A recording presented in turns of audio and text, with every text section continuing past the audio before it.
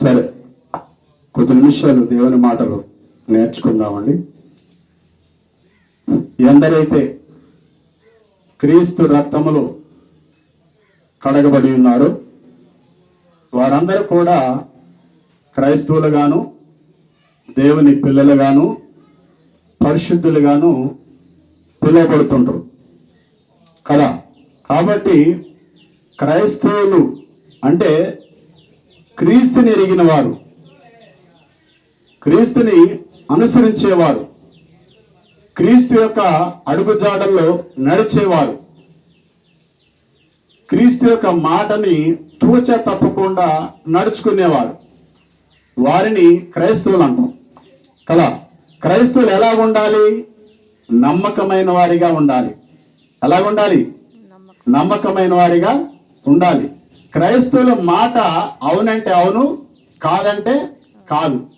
అంతకు మించి మనం మాట్లాడితే అది లోక సంబంధి అయినటువంటి అపవాదికి సంబంధించింది కదా. కాబట్టి దేవుని పిల్లలముగా, దేవుని ప్రజలముగా, క్రైస్తవులముగా మనం ఎలాగ జీవించాలంటే దేవుని ఎదుట చాలా నమ్మకంగా జీవించాలంటే మనం ఎలా జీవించాలి? దేవుని ఎదుట చాలా నమ్మకంగా జీవించాలి. క్రైస్తవుడు అనే పదం బైబిల్ ఎన్నిసార్లు ఉందంటే బైబిల్ మొత్తములో 3 సార్లే ఉంటుంది. క్రైస్తవుడు అనే పదం ఎన్నిసార్లు ఉంటుంది? 3 సార్లే ఉంటుంది. క్రైస్తవుడు అంటే క్రీస్తుని పోలి నడుచుకునేవాడు కదా. క్రైస్తవుడు నీతిమంతుడు, యథార్థవంతుడు, నమ్మదగినవాడు కదా. అలాగా జీవిస్తూ పోతూ ఉండాలి. కానీ లోకానుసారమైనటువంటి విధి విధానంతో కానీ, లోకములో ఉన్నటువంటి వ్యక్తుల్ని పోలి కానీ క్రైస్తవుడు జీవించడానికి లేదు. ఎందుకంటే లోకములో ఉన్నటువంటి విధానము, లోకస్తులు ఎలాగైనా సరే మాట్లాడితే వారికి లోకంలో నడుస్తుంటది.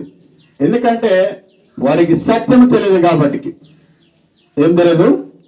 సత్యము తెలియదు కాబట్టి వారు ఎలాగైనా బ్రతికే అవకాశం ఉంది, బ్రతకొచ్చు కూడా. కానీ క్రైస్తవుడు అబద్ధమాటానికి లేదు. ఉందా? లేదు.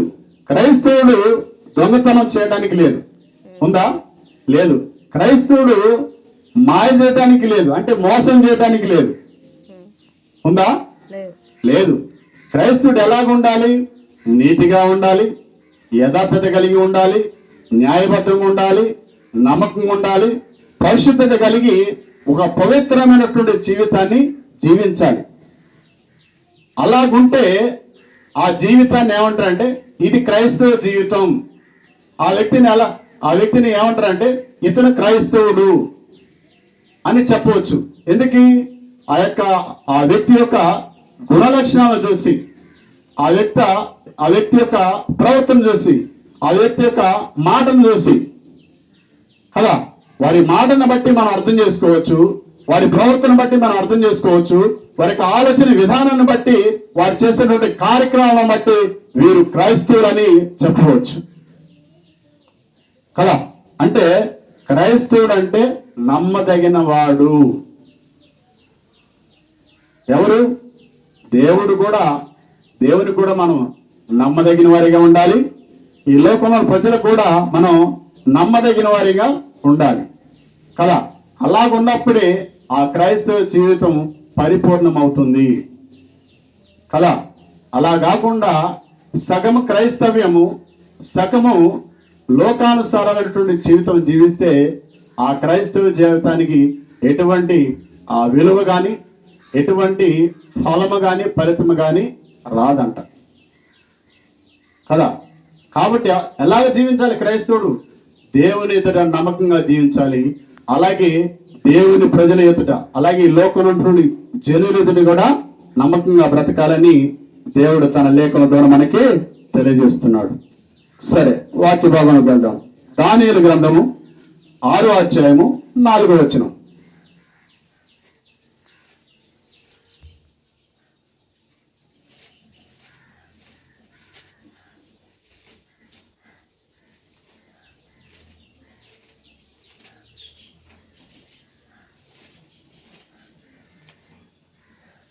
దానియేలు గ్రంథము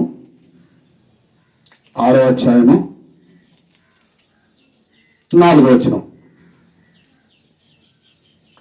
అందుకు ప్రధానులు అధిపతులను రాజ్యపాలన విషయములు దానియేలు మీద ఏదైనా ఒక నింద మోపవలని నుండి తగిన హేతు కనిపెట్టుచుండిది. కానీ దానియేలు నమ్మకస్తుడై ఏ నేరమైనను ఏ తప్పైనను చేయవాడు కాడు గనుక దానియేలులో తప్పైనను లోపమైనను కనుగొనలేకపోయిరి కదా. అంటే దానియేలు ఎలా బతుకుతుండు? నమ్మకంగా బతుకుతుండు కదా. దానియేలు ఎలాగ బతుకుతుండు? నమ్మకంగా బతుకుతుండు.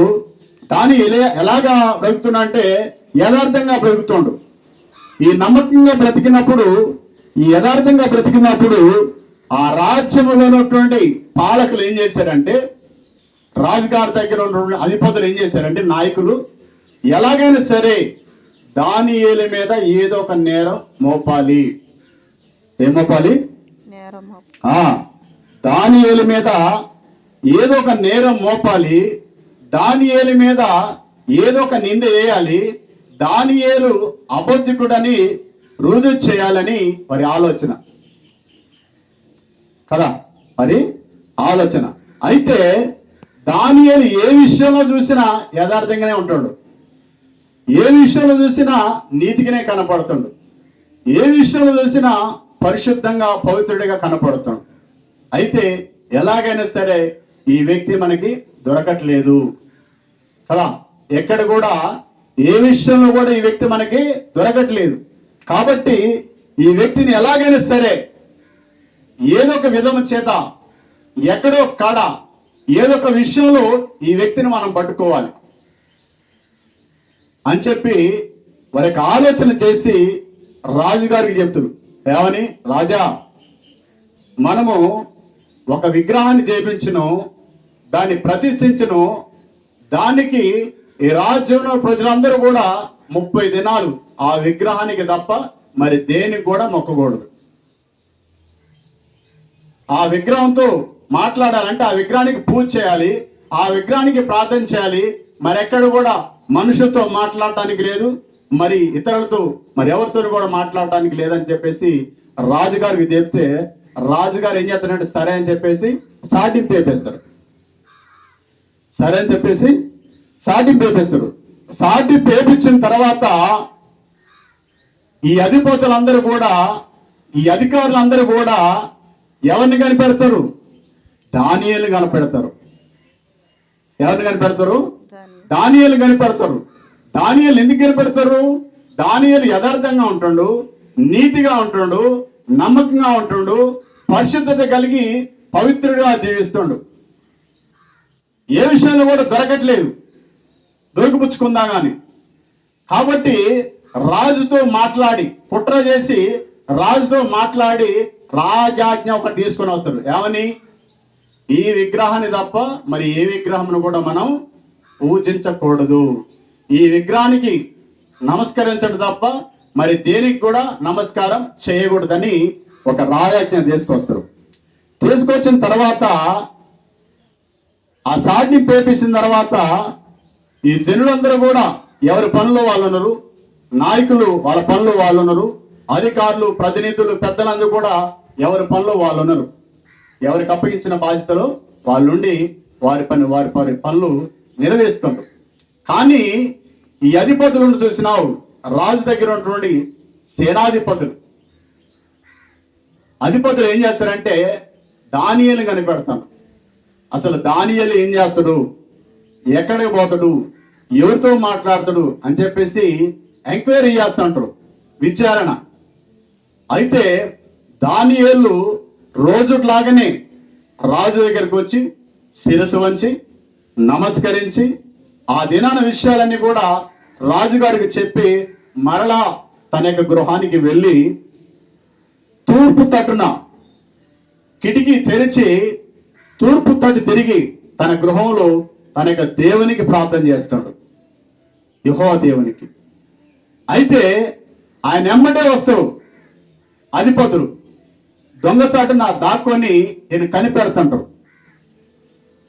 కనిపెడుతుంటే ఈయన యెహోవా దేవునికి ప్రార్థన చేస్తున్నాడు. దేవా, ఈ రాజ్యములు రాజుగారు అధిపతులందరూ కలిసి ఒక విగ్రహాన్ని ఏర్పాటు చేశారు. ఆ విగ్రహానికి నమస్కరింపడం తప్ప మరి ఏ వ్యక్తి కానీ మరి ఏ దేవుడికి కానీ నమస్కరింపకూడదని ఒక రాజాజ్ఞ తీసుకొచ్చారు అని చెప్పేసి దేవునికి అక్కడ ఉన్న విషయాలను చెబుతూ ప్రార్థన చేస్తూ, దేవా, ఈ విషయంలో నన్ను జ్ఞాపకం చేసుకొని ఈ యొక్క విపత్తుల నుండి, ఈ కష్టతరమైనటువంటి ఈ పరిస్థితుల నుంచి నన్ను విడిపించని దేవుడికి ప్రార్థన చేస్తాడు కదా. దేవుడికి ప్రార్థన చేస్తుంటే వీళ్ళు ఆ ప్రార్థన విని రాజుగారికి చెప్తాడు పోయి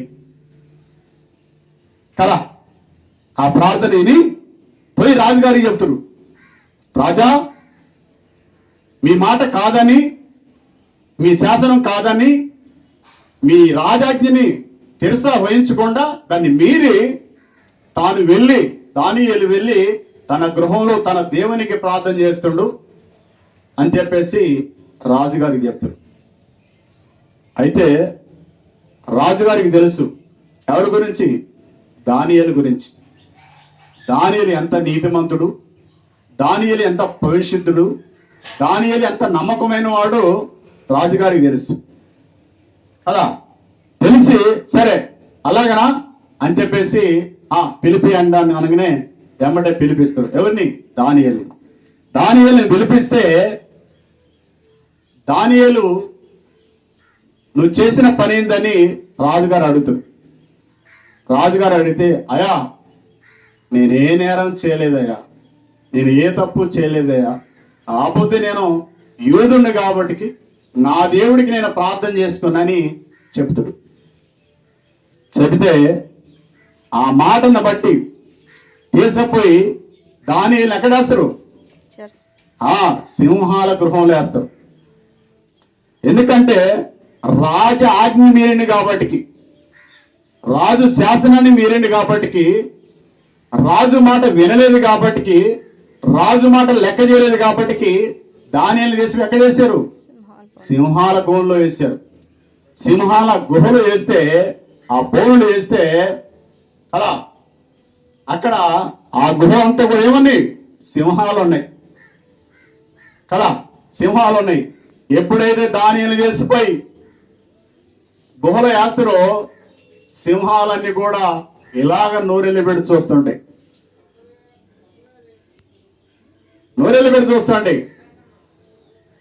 ఎందుకే? దేవుని ఆజ్ఞ అక్కడ ఉన్నది. దానియేలు పక్షాన దేవుడు ఉన్నాడు కదా. దానియేలు పక్కన దేవుడు ఉన్నాడు. దానియేలు ఎలాగ కనపడుతుండు? ఆ సింహాలకి ఒక దేవుని దూతలాగా కనపడుతుండు కదా. దానియేలు ఎలా కనపడుతుండు? సింహాలకి దేవుని దూతలాగా కనపడుతుండు. ఆ సింహాలన్నీ కూడా నోలు తెరుచుకొని తదేకంగా అలాగనే చూస్తుంటే ఆయన వైపు, కానీ దగ్గరకు వచ్చి కూడా టచ్ చేయవు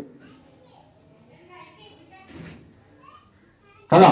అంటే ఒక క్రైస్తవుడు యథార్థత కలిగి బ్రతికితే, ఒక క్రైస్తవుడు నీతిగా బ్రతికితే, ఒక క్రైస్తవుడు పరిశుద్ధంగా బ్రతికితే వారి పక్షాన ఎవరుంటారు? దేవుడు ఉంటాడు కదా. ఇక్కడ దానియేలు యథార్థత కలిగి బ్రతుకుతుంటే, నమ్మకంగా బ్రతుకుతుంటే, నీతిగా బ్రతుకుతుంటే వారో లేక ఆ రాజ్యంలో ఉన్నటువంటి అధిపతులు, ఆ రాజ్యంలోని ప్రతినిధులు కుట్ర చేసి కదా దానియేలుని సింహం బోన్లో వేపిస్తారు. దానియేలుని సింహం బోన్లో వేపిస్తారు. సింహంలో బోన్లో వేస్తే సింహాలను ముట్టినయా? ముట్టలేదు. ఎందుకు? దేవుని ఆజ్ఞ ఉంది వాటికి. ఇదిగో నా దాసుడు మీ మధ్యలోకి వస్తుండు, నా దాసునితో కలిసి మీరు కూడా ప్రార్థన చేయండి. ఎవరు చెప్పిండు? దేవుడు సింహాలకు చెప్పాడు కదా. సింహాలకు చెప్తే దానియేలు ప్రార్థన చేస్తుంటే సింహాలు కూడా ప్రార్థన చేసినాయి కదా. అయితే రాజుగారు ఏం చేస్తారంటే, రాజుగారు భయపడుతుండు. వాస్తవానికి రాజుగారు మంచోడే, రాజుగారికి ప్రేమ ఉంది, ఎవరి మీద? దానియేలు మీద. దానియేలు అంటే ఇష్టమే, కానీ అధిపతుల మాటలు విని, అధికారుల మాటలు విని, వారి మాట కాదలేక మొహమటానికి ఏం చేస్తాడు? ఒప్పుకొని చెరసాలు వేపిస్తాడు. ఏపటానికి తేపించడం కానీ ఆయన మనసు అక్కడ లేదు, దానియేలు మీదనే ఉంది, కొటకలాడుతుంది. దానియేలు చేసేపోయి సింహంలో బోన్లో వేసినాం, ఏమైందో ఏమైందో ఏమవుతుందో ఏం జరుగుతుందో అని ఆయన ఆలోచన చేస్తూ ఆ రాత్రి కాలం మొత్తం నిద్రపోల. ఎవరు? రాజు. రాజుకు నిద్ర పట్ల. నిద్ర పట్టక తెల్లారేసరికి అధిపతులు పిలిపించి, అధికారులను పిలిపించి, అక్కడ ఉన్నటువంటి భటులను పిలిపించి చెరసాలకు పోదని చెప్పేసి ఆ పోయి గుహ దగ్గర పోయి దానియేలు పిలుస్తాడు కదా. సింహంగోలో అవి ఉంటాయిగా, వేసేయి ఏంటయి ఆ బోన తీసి మూత తీసేసరికి తెలిసి పిలుస్తుంటే దానియేలు అంటే అప్పుడు రాజా చిరంజీవిని కాక అంటాడు. రాజా చిరంజీవిని కాకంటే నువ్వు సదాకాలం బ్రతికి ఉండును కాకని అర్థం, జీవించి ఉండును కాకని అర్థం అన్నప్పుడు ఆ మాట విన్నప్పుడు రాజుకు సంతోషమైంది. ఎందుకే? దానియేలు చనిపోలేదు కదా, దానియేలు చనిపోలేదు, బ్రతికే ఉండు. ఆ విషయాన్ని బట్టి రాజు సంతోషపడుతున్నాడు కదా. అంటే దేవుడు నీతిమంతుని రక్షిస్తాడా? రక్షించడా? యథార్థంగా ఉన్న బతికే వ్యక్తిని రక్షిస్తాడా? రక్షించడా? పరిశుద్ధత కలిగి పవిత్రత కలిగి బ్రతకాలనుకున్నప్పుడు మనల్ని రక్షిస్తాడా? రక్షించడా? ఆయన రక్షిస్తాడు. అలాగనే దానియేలుని దేవుడు రక్షించాడు కదా. దానియేలుని దేవుడు రక్షించాడు. అంటే మన ఈ లోకంలో జీవిస్తున్నప్పుడు దేవుని ఎదుట, మనుషుల ఎదుట కూడా మనము నమ్మకంగా జీవించినట్లయితే, యథార్థంగా బ్రతికినట్లయితే, నీతిగా నడుచుకున్నట్లయితే, పరిశుద్ధత కలిగి మనం ప్రభు కొరకు బ్రతికినట్లయితే మనకి కష్టకాల సమయంలో ఏం చేస్తాడంట? ఆయన తోడుగా ఉంటాడంట కదా. కష్టకాల సమయంలో ఏం చేస్తాడు? మనకి తోడుగా ఉంటాడంట కదా. ఆ రీతిగా దేవుడు దానియేలుని రక్షించిందన్నమాట కదా. ఎందుకు? దానియేలు రోజుకు 3 సార్లు ప్రార్థన చేసేవాడు కదా. దానియేలు రోజుకు 3 సార్లు ప్రార్థన చేసేవాడు. బహు నిష్ట కలిగి, బహు జాగ్రత్తగా దేవుని యొక్క నియమాన్ని తూచ తప్పకుండా పాటించి జీవించేవాడు కదా. అందును బట్టి దేవుడు కదా, సింహాలు గోహ వేసినా సరే సింహాలు దానియేలుని ముట్టకుండా దానియేలుతో పాటు సింహాలను కూడా మోకరింపజేసిన వాడు దేవుడు కదా. అంటే మన దేవుడు నమ్మదగిన వాడు కదా. మన దేవుడు నమ్మదగిన వాడు. ఆయన పిల్లలమైన మనము ఆయన ఎదుట నమ్మకంగా జీవించాలంట. మనం కూడా అదే రీతిగా నమ్మదగిన వారముగా మనం దేవుని ఎదుట బ్రతకాలంట కదా. ఈ లోకంలో మనుషుల్ని నమ్మే పరిస్థితి ఉందా? లేదు. ఎందుకంటే మనం ముందు పోతుంటే వెనకొక మాట కదా, వెనకొస్తుంటే ముందు ఒక మాట, మనం ఉన్నప్పుడు ఒక మాట, మనం లేనప్పుడు ఒక మాట కదా. మన ముందు ఒక మాట, మన వెనకొక మాట. ఈ మాట చొప్పున మనుషుల్ని నమ్మి మనం మనుషుల యొక్క సవాసానికి పోతే ఏం చేస్తారు? వాళ్ళు ఏం చేస్తారమ్మా? దెబ్బలు పడతారు వాళ్ళు కదా.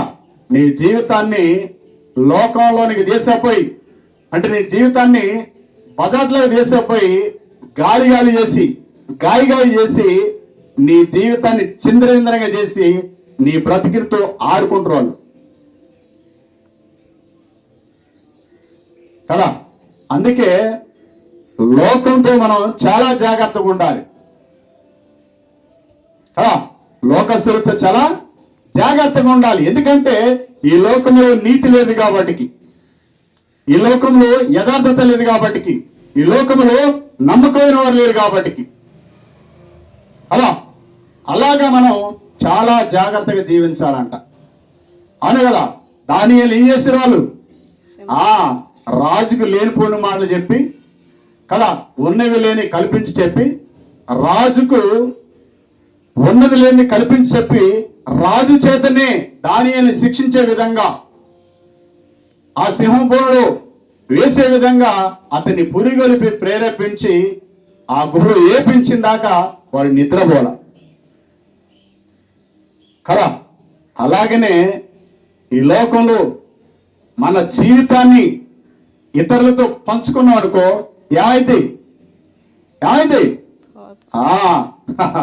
ఆ బజార్కి, ఈ బజార్కి, నడి బజార్కి, సెంట్రల్ బజార్కి, ఆ వీధికి, ఈ వీధికి, ఇంకో వీధికి, నడి వీధికి తిప్పుతుంది. నిన్ను తిప్పి నీ బతుకు మీద నీకే అసహ్యం కలిగేటట్టుగా, ఎందుకు ఈ బతుకని ఆలోచించే విధంగా, చివరికి నిన్ను నువ్వే పాడు చేసే విధంగా అలాగా నిన్ను ప్రిపేర్ చేస్తారు ధ్యానం కదా. ఎప్పుడు లోక స్నేహానికి పోయినప్పుడు, లోకస్తుల్ని నమ్మినప్పుడు కదా, లోకంలో వ్యక్తులతో సహవాసం చేసినప్పుడు నీ జీవితాన్ని చింద్రవందనంగా చేస్తారు కదా. ఎందుకంటే అందుకు ఎగ్జాంపుల్గా దానియేలే. రాజు మంచోరే, కానీ అధిపతులు కానీ, అధికారులు కానీ, అక్కడ ఉన్న నాయకులు కానీ, పెద్దలు కానీ ఏం చేశారు? రాజా, దానియేలు నీ మాట వినట్లేదు, నీ శాసనాన్ని పాటించట్లేదు, నీ ఆజ్ఞకు శిరస వహించి గౌరవించట్లేదని చెప్పేసి లేనిపోని మాటలని చెప్పి కదా, లాస్ట్కి చివరికి దానియేలు ఏం చేశారు? సింహాల గుహలో వేశారు అనమాట కదా. అంటే ఈ లోక విషయంలో మనం చాలా జాగ్రత్తగా ఉండాలి కదా. దేవుని పిల్లలుగా, దేవుని ఎదుట నమ్మకంగా బ్రతకాలంటే దేవునితో సవాసం ఉండాలి మనకి కదా. మన సవాసం ఎవరితో ఉండాలి? దేవునితో ఉండాలి కదా. మన నమ్మకం ఎవరి మీద ఉండాలి? దేవుని మీద నమ్మకం ఉండాలి. దేవుని మీద నమ్మకం ఉండి దేవుని ఎదుట నీ నమ్మకత్వాన్ని కాపాడుకుంటూ ముందుకు పోతే నీ ఆపద కాలంలో, నీ కష్టకాలంలో దేవుడిని విడిపించడానికి సిద్ధంగా ఉన్నాడంట. సరే, ఇంకో వచనం చూసుకుందాం. దానియేలు గ్రంథం 6వ అధ్యాయం 10వ వచనం.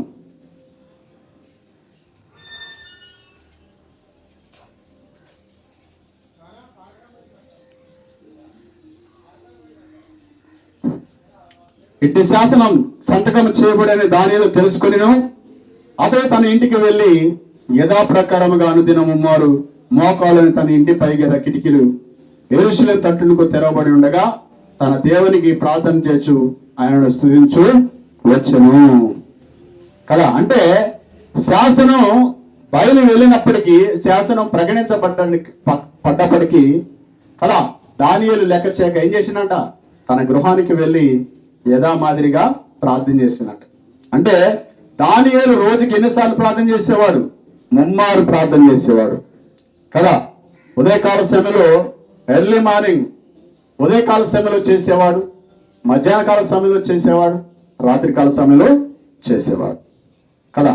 అలాగా తన యొక్క క్రైస్తవ జీవితాన్ని, భక్తి జీవితాన్ని కొనసాగించుకున్నట్లుగా మనం బైబిల్లో చూస్తుంటాం.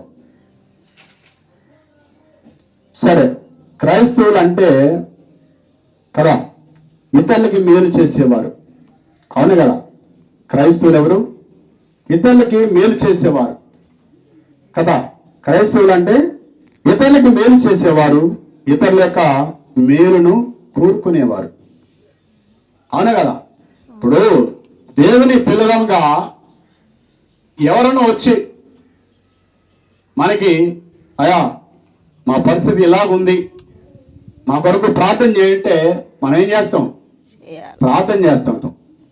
వారి పరిస్థితిని బట్టి కానీ, వారి స్థితిని బట్టి కానీ, వారి కొరకు మనం ఏం చేస్తుంటాం? ప్రార్థన చేస్తుంటాం. అంతేకాని పలానా వ్యక్తి నా దగ్గరకు వచ్చిండు, ఇలాగ చెప్పిండు, అలాగ చెప్పిండు, అలాగన్నాడు, ఇలాగన్నాడు, ప్రార్థన చేయమన్నాడు అని ఎన్ని మరొక వ్యక్తి చెప్తే ఎలాగుంటది?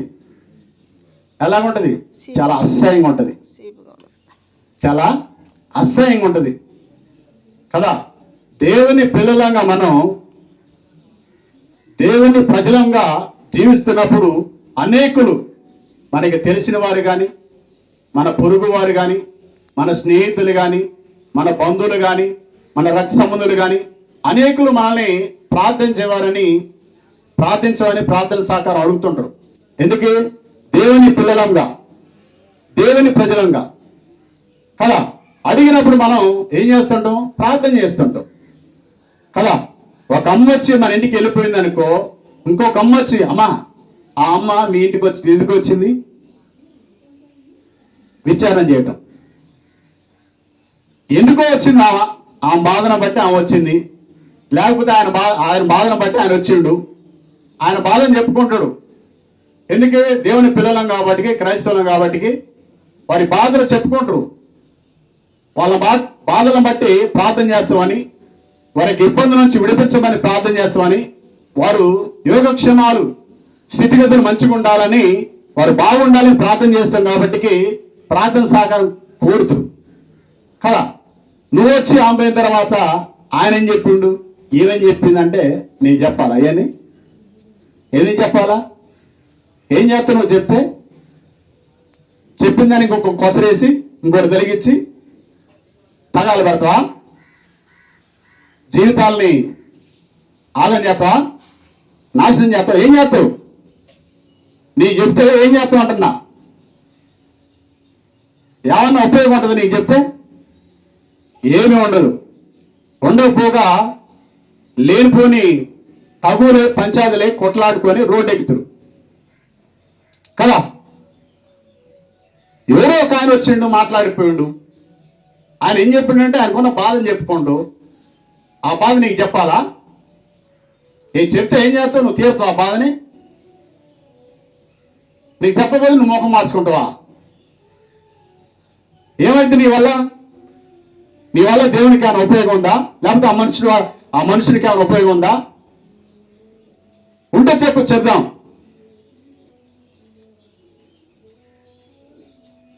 ఉంటే ఉపయోగం చెప్పు, చెప్తాం. ఉపయోగం లేదు, నీ వల్ల దేవునికి లేదు, ఆ వ్యక్తికి కూడా లేదు. ఆ వ్యక్తి విషయాలు నీకెందుకు చెప్పాలి? క్రైస్తవులు అంటే ఇతరుల విషయాలను దాచిపెట్టేవారు, ఇతర విషయాలు కూడా దాచిపెట్టేవారు. వారి బాధల నుంచి, వారి ఇబ్బందుల నుంచి, వారి కష్టాల నుంచి, వారి శ్రమల నుంచి, వారి ఇరుకుల నుంచి కాపాడేవారు. వారి కోసం ప్రార్థన చేసేవారు, ఎదురు వారి యొక్క మేలు కోరుకునేవారు. అంతేగాని ఇటు విషయాలు అటు విషయాలు చెప్పి లేనిపోయిన చికాలు చేసి చిల్లర వ్యవహారం చేసేది కాదు క్రైస్తవ్యం. అనే కదా. క్రైస్తవులు అంటే మేలు చేసేవారు, ఇతరుల్ని మేలు కోరుకునేవారు, శత్రువుని సైతం కూడా ప్రేమించేవారు, పొరుగువారిని ప్రేమించేవారు, ఇరుగువారిని ప్రేమించేవారు.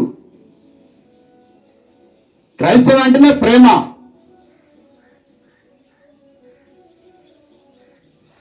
కాబట్టి ఎవరైనా సరే క్రైస్తవులు అన్నప్పుడు వారు దేవుని పిల్లలు.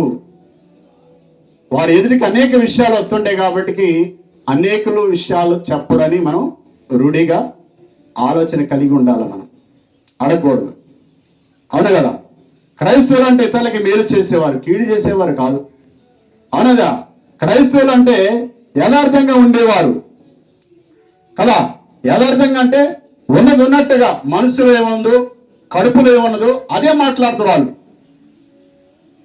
యథార్థత అంటే అది. యథార్థత అంటే లోపల ఒకటి ఉంచుకొని పైకి ఒకటి చెప్పడం కాదు. మనసులో ఒకటి ఉంచుకొని మైండ్తో కూడా మాట్లాడటం కాదు. యథార్థత అంటే మనసులో ఏముందో మైండ్లో ఏమున్నదో ఆ ఉన్నదే బయటికి చెప్పటం, దాన్నే యథార్థత అంటారు. కానీ మనసులో ఉన్న దాన్ని దాచిపెట్టి, మైండ్లో దాచిపెట్టి, కడుపులో ఉన్న దాన్ని తీసుకొచ్చి చెప్తే అది యథార్థత అనబడదు. అనబడిద్దా? అనబడదు. కాబట్టి క్రైస్తవులు అంటే నమ్మకమైన వారిని చూసాం, క్రైస్తవులు అంటే యథార్థవంతులని చూస్తున్నాం కదా. ఇంకో వచనం చూసుకుందాం. నెహెమీయా గ్రంథము 2వ అధ్యాయము 2వ వచనం.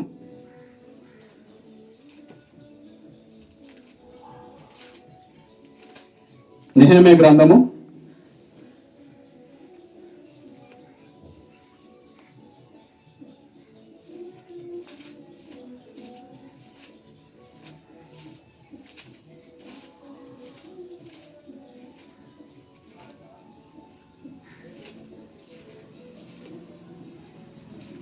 2వ అధ్యాయము 2వ వచనం.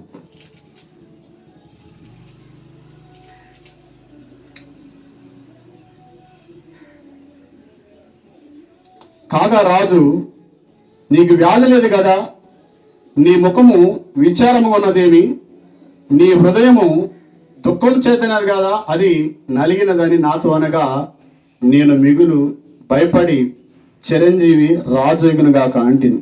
అంటే నెహెమ్యా గారు చూసిండు ఇక్కడ. ఎవరు? రాజుగారు. రాజుగారు చూచి, అయా నీ ముఖము దుఃఖకరంగా ఉన్నదేంటి, నీ ముఖము విచారంగా ఉన్నదేంటి, నీ ముఖములో బాధ కనపడుతుంది అంటే అని చెప్పేసి నెహెమ్యా గారిని అడుగుతున్నాడు. ఎవరు? రాజు.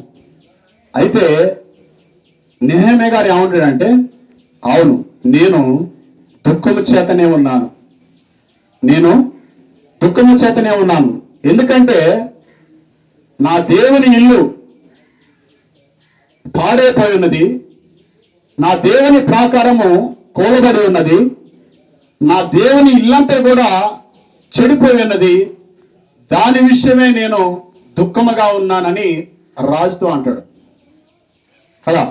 రాజుతో అన్నప్పుడు రాజు ఏమంటాడంటే, అయ్యా నా నుండి నీకెలాంటి సహాయం కావాలన్నా, సహకారం కావాలన్నా నీకు వెనువెంటనే అందిస్తా, చెప్పు నాతోనంటే, అప్పుడు నెహెమ్యా అంటాడు, అయ్యా యెరూషలేము చుట్టూ నేను ప్రాకారం కట్టాలనుకుంటున్నా, దయచేసి నాకు అన్ని విషయాల్లో నాకు సహాయం చేయండి అని ఆ రాజును ప్రాధేయపడినప్పుడు కదా, ఆ రాజు వెనువెంటనే సహాయాన్ని అందించాడు కదా. అంటే నెహెమ్యా ఎలాగున్నాడు ఇక్కడ? యథార్థంగా ఉన్నాడు కదా. తన మనసులో ఏదైతే ఉందో, తను ఏ విషయమైతే దుఃఖపడుతుండో, తను ఏ విషయమైతే బాధపడుతుండో, తను ఏ విషయమైతే ఆలోచన చేస్తుండో, అది ఉన్నట్టుగా రాజుగారికి చెప్పినప్పుడు రాజుగారికి స్పందించి వెనువెంటనే, నెహెమ్యా నువ్వు ఆలోచించినటువంటి ఆ పని ఏదైతుందో నువ్వు వెంటనే తలపట్టు, నీకు కావలసినటువంటి ఆ పనిముట్లన్నీ కూడా, ఆ మెటీరియల్ అంతా కూడా నీకు అందించబడుతుంది, నీకు ఎలాంటి సహాయాన్ని కూడా నేను చేయడానికి పంపించడానికి సిద్ధంగా అని చెప్పేసి రాజు చెప్పడం జరిగింది. అంటే నెహెమ్యా ఉన్నట్లుగా యథార్థంగా చెప్పుకోవటం వల్ల దేవుని కార్యం గొప్పగా అద్భుతంగా ఆ యెరూషలేము ప్రాకారమంతా కూడా కట్టబడింది కదా. అంటే నెహెమ్యా యొక్క దుఃఖం ఎందు నిమిత్తం? నీతి నిమిత్తం కదా, భక్తి నిమిత్తం, యథార్థత నిమిత్తం. తనక దేవుని మందిరము పాడైపోయిందని, దేవుని ప్రాకారము కూలిపోయిందని, ఆ కూలిపోయిన ప్రాకారాన్ని మరలా కట్టాలని, పడిపోయిన మందిరాన్ని నిలబెట్టాలని ఆయన దేవుని యందు అభిలాష కలిగి ఆసక్తితో ఆ రీతిగా చింతపడ్డప్పుడు దేవుడు ఎమ్మటే ఆ రాజును ప్రేరేపించి ఆ రాజు ద్వారా సహాయాన్ని అందించి నెహెమ్యా ఏదైతే చేయాలనుకుంటాడో ఆ కార్యాన్ని కూడా దేవుడు చేస్తాడు, సఫలం చేస్తాడు కదా. దేవుడు చేస్తాడు, సఫలం చేస్తాడు. నీవు నీ నీటిలో నీ ముఖం తొంగి చూసినప్పుడు నీ ముఖం నీడ కనపడును కదా. అంటే మన ముఖంలో దుఃఖం ఉన్నదా, విచారం ఉన్నదా, బాధ ఉన్నదా అన్నప్పుడు అది మన మనసుకు తెలుసు, ఎదుటి వ్యక్తి కూడా తెలుసు. అది మనకి ఇంకా స్పష్టంగా కనపడాలంటే మన యొక్క విచారం కానీ, మన యొక్క దుఃఖం కానీ, మన బాధ కానీ నీటిలో ముఖం పెట్టి చూసినప్పుడు మన యొక్క ముఖం నీడను బట్టి అర్థమవుతాడు. అవును కదా. నీవు మంచి ఎండాలటప్పుడు నీటి దగ్గర పోయి ఆ నీటిలో నీ ముఖాన్ని అలాగ పెడితే నీ ప్రతిబింబం నీకు చూపిస్తుంటది నీ ముఖం ఎలాగుందని. అలాగే మీరు లేచిన వెంటనే, నిద్ర లేచిన వెంటనే మేల్కొన్న తర్వాత నీవు అద్దం దగ్గర పోతే అద్దం నీ ముఖాన్ని చూపించేది ఎలాగున్నావని లేచిన తర్వాత. అలా చాలా మంది ఏం చేస్తారు తెలుసా, ఆ ఆఫీసర్స్ అంతా కూడా మొదట లేవగానే అద్దం దగ్గరికే పోతారు వాళ్ళు. దేనికి పోతారు వాళ్ళు? వాళ్ళ యొక్క ముఖాన్ని, ఆ తల వెంట్రుకల్ని, తలని సరి చేసుకోవటానికి. అవును కదా? అలాగనే మనకు జీవితాన్ని సరి చేసుకోవాలంటే బైబిల్ అనే యొక్క అర్థం దగ్గరకు వస్తే మన జీవితం ఏందో మనకు కనపడింది. అవును కదా? చాలా మంది అనుకుంటారుగా, మేము నీతిమంతులుగా ఉంటున్నాము, మేము యథార్థవంతులుగా ఉంటున్నాము, మేము న్యాయవంతులుగా ఉంటున్నాము, మేము నమ్మదగిన వారిగా ఉంటున్నాము, మేము భక్తిగా బతుకుతున్నాం అని చాలా మంది అనుకుంటారు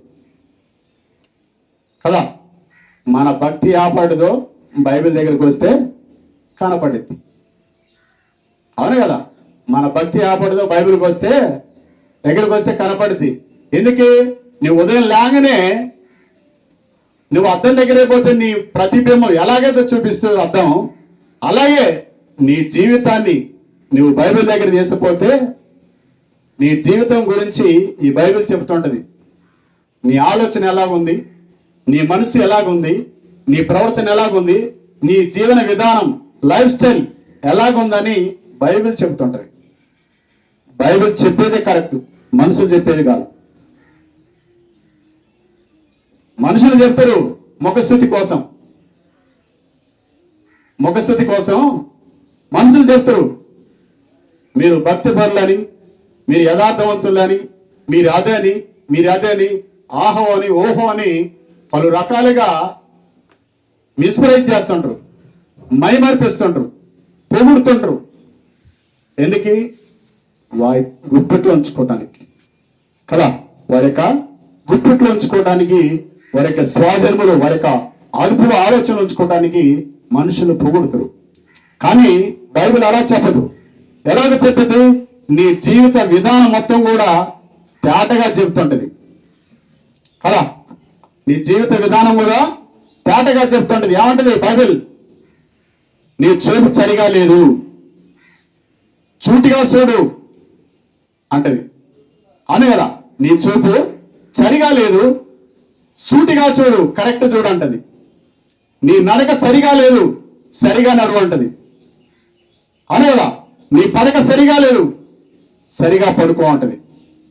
నీ మాట సరిగా లేదు, జాగ్రత్తగా మాట్లాడంటది. నీ ఆలోచన సరిగా లేదు, జాగ్రత్తగా ఆలోచించంటది. అంటే నీకు సూచనలు చెప్తుంటది బైబిల్, హెచ్చరికలు చేస్తుంటది. అవును కదా? మనము రోడ్డు మీద ప్రయాణిస్తుంటే డ్రైవింగ్ చేస్తున్న వ్యక్తులకి సూచనలుగా బోర్డులు కనపడుతుంటాయి కదా, సింబల్స్. ఆ సింబల్స్ని పట్టుకొని మనం వెళ్ళిపోతుండాలి కదా. వాడు క్రాస్ అని వేసిన కాడ పోయిననుకో ఏమైంది? పోలీసు ఉంటే ఆగిపోతాం కదా. లేని చోట అయితే ఎదురుగా వచ్చే వెహికల్ మనల్ని గుద్దేసేది. హెచ్చరికలు అన్నమాట. అంటే బైబిల్ దగ్గరికి వస్తే నీ లైఫ్ స్టైల్, నీ జీవన విధానం ఎలాగ ఉండాలని చెప్తుంటది. అంటే యథార్థతగా ఉండాలంటే ఎలాగుండాలో చెప్తుంటది, నమ్మకంగా ఉండాలంటే ఎలాగుండాలో చెప్తుంటది, భయం కలిగి భక్తిగా బ్రతకాలంటే ఎలాగ బ్రతకాలో చెప్తుంటది, పరిశుద్ధత కలిగి బ్రతకాలంటే ఎలాగ బ్రతకాలో చెప్తూ ఉంటుంది అనమాట కదా. అందు నిమిత్తం మనం ఎవరి దగ్గర రావాలి? బైబిల్ దగ్గర రావాలి.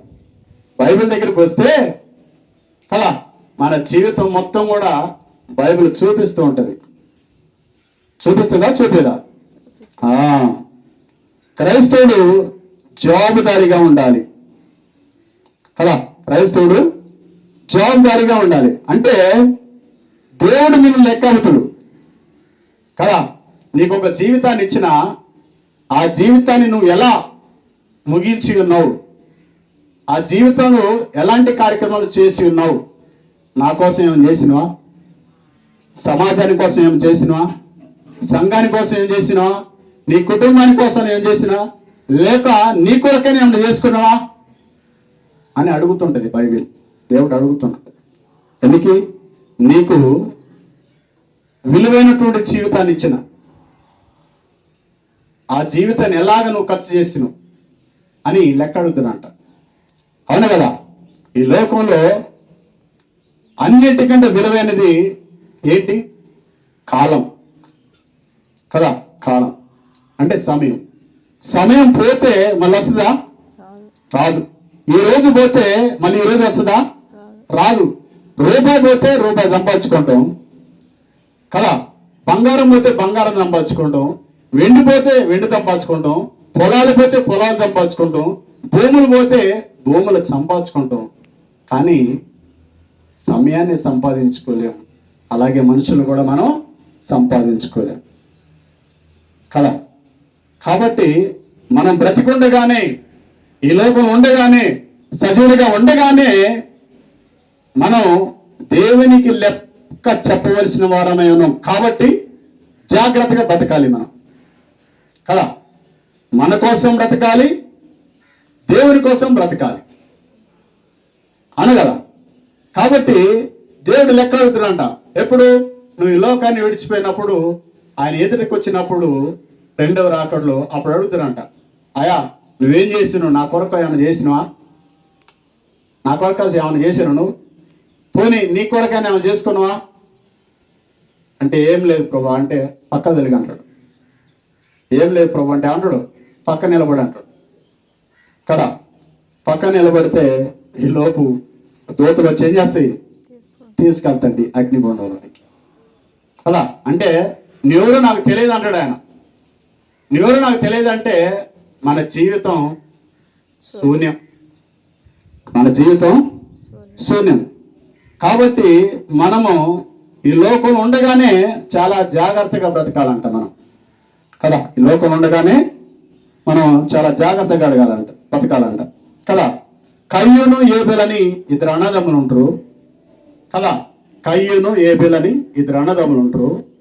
ఏబేలు భక్తి దేవునికి నచ్చింది కదా. ఏబేలు భక్తి దేవునికి నచ్చింది. కయ్యూను భక్తి దేవుడు మెచ్చల. ఎందుకు? ఏబేలు దేవుడు చెప్పిన విధానంలో బతికిండు. ఆయన దేవుడు చెప్పినట్టుగా చేసిండు. కయ్యూను తన ఇష్టానుసారంగా బ్రతికిండు. తనకి నచ్చినట్టుగా, తనకు తోసినట్టుగా, తనకు తెలిసినట్టుగా తన జీవితాన్ని కొనసాగింపు చేసుకొని ఏబేలు లేక భక్తిని హోరో లేక ఏబేలు చంపుతుడు కదా. ఎందుకే? ఏబేలుని దేవుడు మెచ్చుకున్నాడని, ఏబేలు చేసిన భక్తి మంచిదని కదా. ఏబేలుని ఓడలేక కయ్యూను ఏబేలు చంపుతుడు. చంపిన తర్వాత ఏబేలు రక్తం దేవునికి మొరపెడుతుంటే దేవుడు అడుగుతాడు కయ్యూని, అయ్యా నీ తమ్ముడు ఎక్కడంటే ఏమంటాడు? నా తమ్ముడికి నీవు నన్ను కాపలా పెట్టినవా అని, నా తమ్ముడు నాకేం తెలుసు అని అడుగుతుంటాడు కదా. అంటే నువ్వు ఈ లోకంలో ఏం చేస్తున్నావు దేవునికి తెలియదా? తెలుసా తెలియదా? నువ్వు ఈ లోకంలో ఎలాగుంటున్నావో దేవునికి తెలుసా తెలీదా? ఈ లోకంలో నువ్వు ఎలాగ బతుకుతున్నావో దేవునికి తెలుసా లేదా? నువ్వు ఈ లోకంలో ఏం చేస్తున్నావో, ఎలాగ ఆలోచిస్తున్నావో, నువ్వు ఏమైనావో దేవునికి తెలుసు. నిన్ను అడిగే రోజు ఒకటి వస్తున్నది. దేవుని ఎదుట నిలిచే రోజు ఒకటి వస్తుంటది. దేవుడు నిన్ను అడిగే రోజు ఒకటి వస్తుంటది. ఆ రోజు రాకముందే ఈ రోజు నుంచి నువ్వు సిద్ధపడు దేవుని కొరకు. ఈ రోజు నుంచే దేవుని కొరకు నువ్వు సిద్ధపడు. దేవుని కొరకు సిద్ధపడి నువ్వు బ్రతికినట్లయితే ఈ లోకాన్ని విడిచినా కానీ ఆయన ఎదురు నువ్వు నిలిచే అవకాశం ఉంటుంది. దేవుని కొరకు బ్రతికితే అలా పోకుండా లోకానుసారంగా, నీ ఇష్టానుసారంగా ఈ లోకం నీ ఇష్టాచరుడిగా భక్తి చేస్తూ బ్రతికితే లాస్ట్కి కయ్యూనికి ఏ గతి పట్టిందో నీకు కూడా అదే గతి పట్టింది. కాబట్టి దేవుని ప్రజలారా, ఈ ఉదయకాల సమయంలో దేవుడు మనతో చెప్తున్న మాట ఏంటంటే, మన భక్తి జీవితం ఎలాగుంది, మన ఆత్మీయ జీవితం ఎలాగుంది, మన క్రైస్తవ జీవితం ఎలాగుంది అని దేవుడు మనల్ని క్వశ్చన్ అడిగితే ఏమని సమాధానం చెప్తూ మనం ఉందా? మన దగ్గర సమాధానం ఉందా? కాబట్టి మనం బ్రతికుండగానే, సజీవులై ఉండగానే, ఈ లోకం విడిచిపోకముందే దేవుని కొరకు మనం సిద్ధపడాలని దేవుడు తన లేఖల ద్వారా మనకి తెలియపరుస్తున్నాడు. ఇంకో వచనం వేసుకున్నాం. 1 కొరింథీ 5:10 వచనం.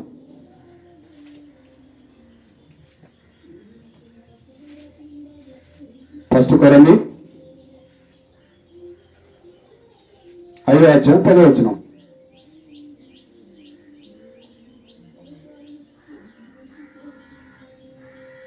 అయితే ఈ లోకపు జారులతో నైనను, లోపులతో నైనను, దోచుకుని వారితో నైనను, విగ్రహాధికులతో నైనను ఏ మాత్రముల సాంగత్యము చేయవద్దని కాదు. అలాగైతే మీరు ఈ లోకంలో నుండి వెళ్ళిపోవలసి వచ్చింది కదా. ఇప్పుడైతే సహోదరు అనబడిన వాడెవడను చావుడు కానీ, లోబు కానీ, విగ్రహారకుడు కానీ, తిట్టుబోతు కానీ, త్రాగుబోతు కానీ, దోచుకున్నాడు కానీ అయ్యనేడల అడ్డివానితో సాంగత్యం చేయకూడదని, భుజింపకూడదని మీకు రాయిచున్నాను కదా. అంటే మద్యం సేవించే వారితో సవాసం చేస్తే ఏమైతే మనకి ఏమైతే మద్యం సేవించే వారితో కదా. అంటే ఒక త్రాగుబోతే సవాసం చేస్తే ఏమైతే త్రాగుబోతులు అవుతాం కదా.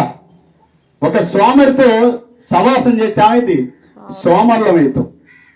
ఒక తిండిపోతే సవాసం చేస్తే తిండిపోతులు అవుతాం కదా. ఇలాగా మనము ఎవరి సహవాసానికి పోవాలంటే క్రీస్తు సహవాసానికి పోవాలా. ఎవరి సహవాసానికి పోవాలా? క్రీస్తు సహవాసానికి పోవాలి కదా. క్రీస్తు సహవాసానికి పోతే క్రీస్తు పరిశుద్ధుడు కాబట్టి నువ్వు పరిశుద్ధంగా ఉంటావు. ఆయన నీతిమంతుడు కాబట్టి నీవు కూడా నీతిమంతుడిగా తీర్చబడతావు. ఆయన యథార్థవంతుడు కాబట్టి నువ్వు కూడా యథార్థవంతుడిగా తీర్చబడతావు కదా. ఆయన పవిత్రుడు కాబట్టి నీవు కూడా పవిత్రంగా జీవించగలుగుతావు కదా. ఆయన ఈ లోకంలో చనిపోయి తిరిగి లేచి పరలోకానికి ఆహారమైన కాబట్టి కదా, ఆహరణమైన కాబట్టి నువ్వు కూడా ఏమవుతావు? ఆహరణమవుతావు. అంటే ఆయన ఆహారోనుడు కాబట్టి నువ్వు కూడా ఏమవుతావు? ఆహారోనుడు అవుతావు. అంటే ఆకాశానికి ఎత్తబడుతావు. ఆయన తండ్రి కుడిపార్శ్వం కూర్చున్నాడు కాబట్టి నువ్వు కూడా ఆయన ఎదుట సింహాసనాసీనుడు అవుతావు. అంటే ఈ లోకంలో నీవు క్రైస్తవుడిగా బ్రతుకుతున్నప్పుడు నీవు క్రీస్తు యొక్క సహవాసములు ఉంటే, నిలకడగా నిలిచి ఉంటే, భక్తిగా బ్రతికితే దేవుని ఎదుట నీవు నిలిచే అవకాశం ఉంటుంది కదా. అలా కాకుండా మన ఇష్టానుసారంగా జీవించినవనుకో, మన ఇష్టానుసారంగా బ్రతికినవనుకో ఎక్కడ పోతాం?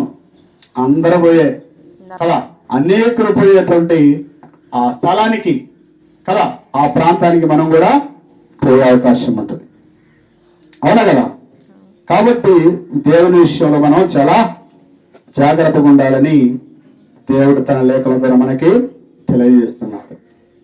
సరే, ఇంకో వచనం చూసుకుందామండి.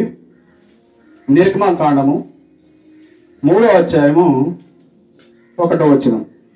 మోషే మిద్యాను యాజకుడైన యిత్రో అను తన మామ మందను మేపుచు ఆ మందను అరణ్యం అవతలకు తోలుకొని దేవుని పర్వతమైన హోరేబునకు వచ్చెను. అంటే మోషే గారు తన యొక్క మామ అయినటువంటి యిత్రో ఆ మందను మేపుతున్నంట, గొర్రెల మందను మేపుతున్నప్పుడు ఆ యొక్క మిద్యాను ప్రాంతంలో ఆ అరణ్యములో ఒక పొద కనపడింది. ఆ పొద దగ్గర పోయి చూస్తున్నాడు. ఆ పొదలో ఏమొస్తుంది? మంట వస్తుంది కదా.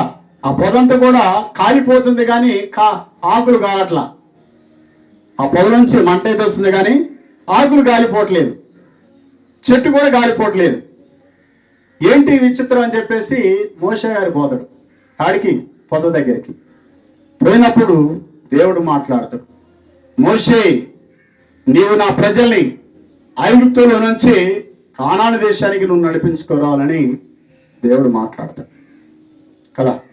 మాట్లాడినప్పుడు సరే అని చెప్పేసి ఆయన ఆ రకంగా ఇశ్రాయేలు ప్రజల్ని నడిపిస్తాడు. అంటే మోషేలో ఏం చూసిండు? దేవుడు యథార్థత చూసిండు కదా. మోషేలో ఏం చూసిండు? యథార్థత చూసిండు, నిజాయితీని చూసిండు, నీతిని చూసిండు, నమ్మకత్వాన్ని చూసిండు కదా. తన మామ గొర్రెలను పంపిస్తే ఆయన ఎక్కడ కూడా సేదా తీరకుండా, అంటే రెస్ట్ తీసుకోకుండా ఎక్కడ కూడా నీడ గాయకుండా ఆ మందతో పాటే తిరుగుతుండు ఎండలేన ఆ అరణ్యంలో. అరణ్యంలో ఎంత ఎండ ఉంటుంది, మామూలు ఎండ ఉండదు. ఇక్కడనే మనకి చుక్కలు కనపడుతున్నాయి, ఇంకా అరణ్యంలో ఇంకా మహా ఎండ ఉంటుంది. అంతటి ఆ అరణ్యంలో కూడా ఆ ఎండలో కూడా ఆ మందని విడిచిక చాలా జాగ్రత్తగా దగ్గరుండి కాస్తాడు. ఎందుకంటే అరణ్యంలో ఏముంటాయి, మృగాలు ఉంటాయి కదా. పులులు రావచ్చు, సింహాలు రావచ్చు, తోడేలు రావచ్చు, మరి ఇంకేదైనా రావచ్చు. ఆ మంద మీద పడి వాటిని చీల్చి చంపవచ్చు కదా. ఆ రకంగా ఆయన నమ్మకంగా మందని కాస్తున్నప్పుడు దేవుడు చూసి ఆ నమ్మకత్వాన్ని చూసి తన యొక్క ప్రజల్ని మోషే నాయకత్వంలో ఐగుప్తు నుంచి కానానికి నడిపించబడటం జరుగుతుంది. అంటే దేవుని ఎదుట మనం ఎలాగ ఉండాలంటే నమ్మకంగా ఉండాలంట. ఎలా ఉండాలి? నమ్మకంగా ఉండాలంట. అందుకు ఉదాహరణ మోషే గారు. సరే, ఇంకో చిన్న చూసుకుందాం. న్యాయాధిపతులు 6వ అధ్యాయము 11 నుంచి 13 వచనాలు. న్యాయాధిపతులు 6వ అధ్యాయము. గిద్యోను, చిత్తము నా ఏలినవాడా, యెహోవా మాకు తోడై ఉండి నెడల ఇదంతా మాకేలా సంభవించును. యెహోవా ఐగుప్తు నుండి నడిపించినని చెప్పుచు మా పితరులు మాకు వివరించిన ఆయన అద్భుత కార్యములన్నీ ఏమాయను. యెహోవా మమ్మల్ని విడిచిపెట్టి మిద్యాను చేతికి మమ్మల్ని అప్పగించినని అతనితో చెప్పాను. అంటే మిద్యానీయులకు భయపడి గిద్యోను ఏం చేస్తున్నంటే కదా, గిద్యోను ఏం చేస్తున్నంటే ఆ గోధుమ పంట ఉంటుంది కదా, ఆ గోధుమ పంట ఆ గూళ్ళు వేసినప్పుడు ఆ గూళ్ళ చాటున కూర్చొని ఆ గోధుమలు దుల్లగొడుతున్నాయన. గోధుమల్ని దుల్లగొడుతున్నాయన. దుల్లగొడుతుంటే దేవునితో వచ్చింది. దేవుడు ప్రత్యక్షమేతుడు వచ్చి, గిద్యోను ఇక్కడ ఏం చేస్తున్నావు అంటాడు. అంటే అయా, నేను గోధుల్ని దొల్లగొడుతున్నా, మిద్యాను చూస్తే మరి నన్ను తీసుకుపోయి చంపేస్తారేమని భయపడి దాక్కొని వీటి చాటు నుండి దొల్లగొడతానని చెప్పేసి అంటాడు. అంటే దేవుడు అంటాడు, గిద్యోను నువ్వు భయపడాల్సిన అవసరం లేదు. మిద్యాని చేతుల నుంచి నిన్ను నీ ప్రజల్ని కాపాడటానికి నేను నీకు తోడై ఉన్నా. కాబట్టి నువ్వు ఒక్కడిగా వెళ్ళు. అక్కడున్న జనమందరూ కూడా ఒక్కని ఎలాగైతే సంహరిస్తూ ఆ రీతిగా ఆ జనానంతం కూడా నీ చేత సంహరింపజేస్తా, నీ ప్రజలను కాపాడుతా అని చెప్పేసి ఆ వాగ్దానం చేసినప్పుడు గిద్యోను లేచి నడుం కట్టుకొని మిద్యానులపై యుద్ధం చేసినప్పుడు అద్భుతరీతికి గెలిచి తన ప్రజల్ని దేవుడు చూపించిన మార్గంలోనికి నడిపిస్తాడు కదా. అంటే దేవుడు ఆలోచన చెప్తుడు కదా. దేవుని పిల్లలంగా మనం ఈ లోకంలో ఒక్కోసారి భయపడవచ్చు కదా. మన పరిస్థితులను బట్టి, మన స్థితిగతులను బట్టి, మన అవసరాలను బట్టి, మన అక్కర్లను బట్టి మనం ఒకసారి భయపడవచ్చు. అయినా సరే దేవుని వైపు తిరిగి మనకున్న సమస్యను ఆయన చెప్తే కదా, ఆయన చెప్తే ఉంటాడు ఆ సమస్య నుంచి నిన్ను విడిపిస్తాడు కదా. అలాగనే ఆమోసు గ్రంథం 7వ అధ్యాయం 14-15 వచనాలు కూడా కదా. ఆమోసు ఎవరు? పశువుల కాపరి, పశువులు మేపుకునేవాడు కదా. అలాంటి వ్యక్తిని ఇశ్రాయేలు ప్రజలకు ఏం చేసిండు? ప్రవక్తగా చేసిండు. ఇశ్రాయేలు ప్రజలకి ప్రవక్తగా చేసిండు. అలాగనే కదా యేసు ప్రభువుల శిష్యులు మొదటిగా ఏం చేసేవారు? చేపలు పట్టేవారు, జాలర్లు కదా. అలాంటి వాళ్ళు కూడా దేవుడు అద్భుతంగా ఏం చేసిండమ్మా? మనుషులు పట్టే జాలలుగా చేసిండు ఆయన కదా. మంచి సేవకులుగా అనగా మంచి నాయకులుగా, మంచి సువార్థికులుగా, మంచి బోధకులుగా చేసి వారిని వాడుకొని వారి ద్వారా దేవుని రాజ్యాన్ని స్థాపించాడు, స్థిరపరిచాడు కదా. కాబట్టి ఈ రీతిగా దేవుని ఎదుట మనం నమ్మకంగా బ్రతికినట్లయితే దేవుడు అనేక రీతులుగా తన యొక్క చేతిని మనకు అందిస్తూ దినదినం కూడా బలపరుస్తూ ముందుకు నడిపిస్తూ ఆయన ఎదుట నమ్మకంగా జీవించడానికి మనకి కృప చూపుతాడు కదా. కాబట్టి మనం దేవుని ఎలాగ ఉండాలి? దేవుని పిల్లలంగా నమ్మకంగా ఉండాలి కదా. క్రైస్తవులు అంటే క్రీస్తుని ఎరిగిన వారు, అవునా కదా. క్రైస్తవులు అంటే క్రీస్తుని ఎరిగిన వారు. ఈ క్రీస్తుని ఎరిగిన వారు కూడా ప్రతి ఒక్కరు కూడా క్రీస్తుకి నమ్మకంగా ఉండాలంట, క్రీస్తు కొరకు నమ్మకంగా బ్రతకాలంట. అలాగా బ్రతికి ఆ దేవుడిచ్చే ఆ దైవ దీవెనలను కూడా పొందుకోవాలని మీ అందరికి తెలియజేస్తూ ఈ వాక్యాన్ని ఇంతలో ముగిస్తున్నాను. మీ అందరికీ వందనాలు. God bless you all.